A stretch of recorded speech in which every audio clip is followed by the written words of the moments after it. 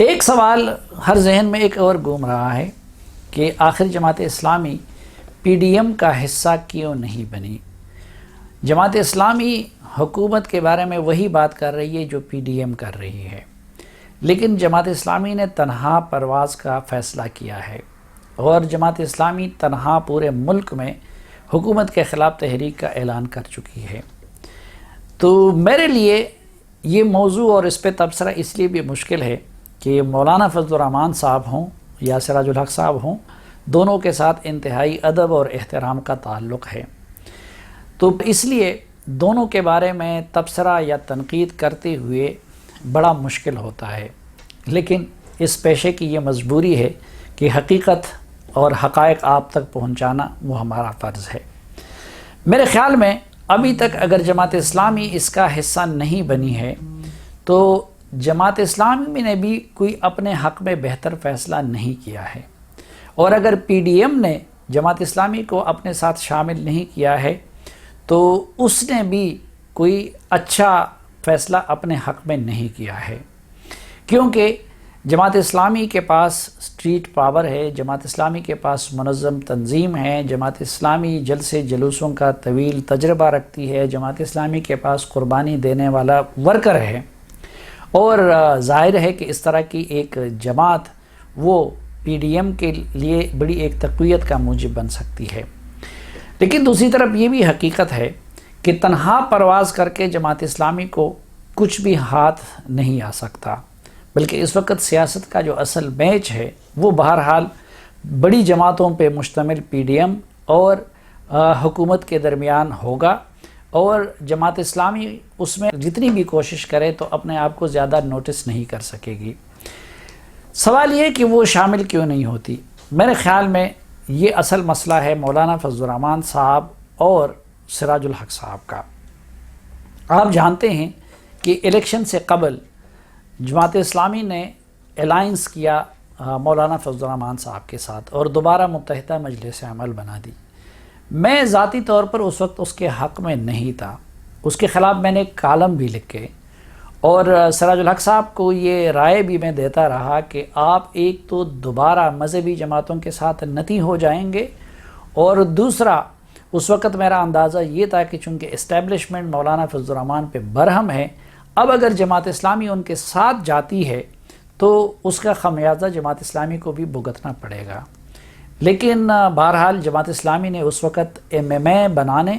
اور مولانا فضل الرحمان صاحب کے ساتھ جانے کا فیصلہ کیا۔ دوسرا میرا موقف یہی تھا کہ کتنی بھی کوشش کی جائے لیکن ایم ایم اے میں ڈرائیونگ سیٹ پہ جے یو آئی رہتی ہے، کتاب ان کا انتخابی نشان پہلے ہوا کرتا تھا۔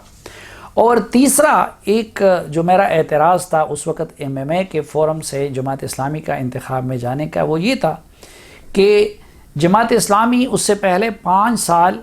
اقتدار میں شریک رہی تھی تحریک انصاف کے ساتھ خیبر پختونخوا میں، اور مولانا فضل الرحمان صاحب شریک اقتدار رہے تھے میاں نواز شریف صاحب کے۔ تو میرا موقف یہ تھا کہ اب اگر ایم ایم اے کی سٹیج سے سراج الحق صاحب میاں نواز شریف پہ تنقید کریں گے اور اس کو انتخابی مہم کے لیے بنیاد بنائیں گے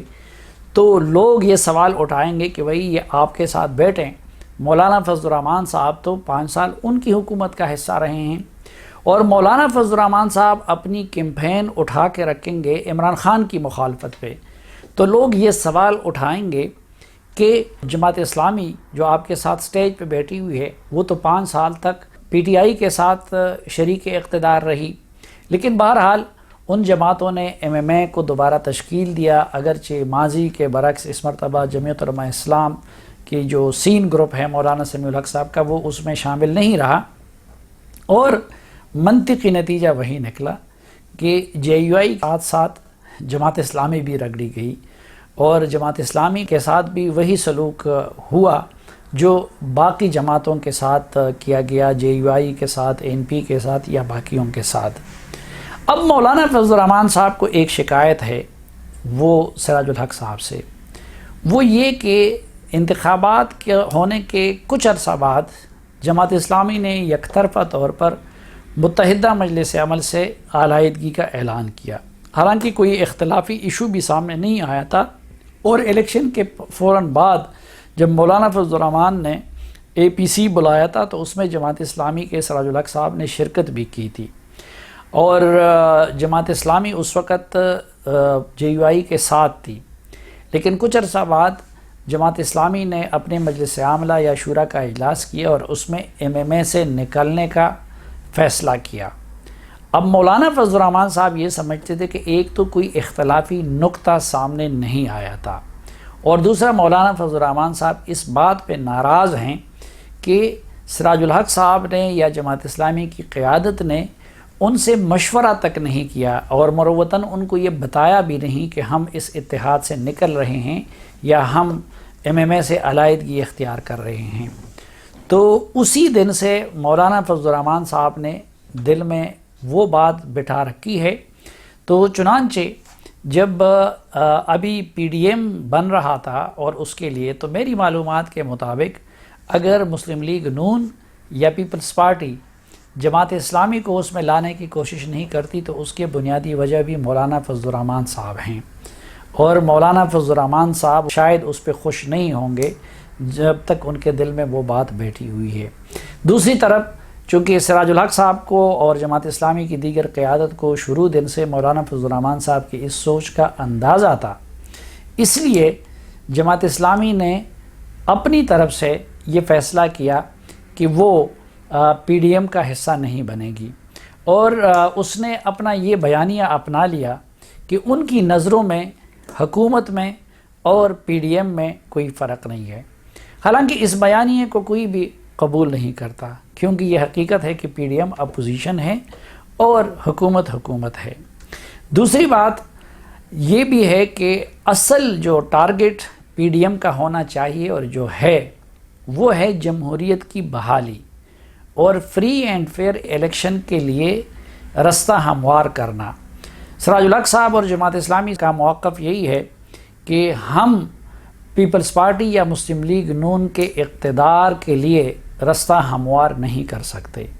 اور یقیناً ان کو کرنا بھی نہیں چاہیے، لیکن PDM کا مقصد ان کے اقتدار کا رستہ ہموار کرنا نہیں ہے، بلکہ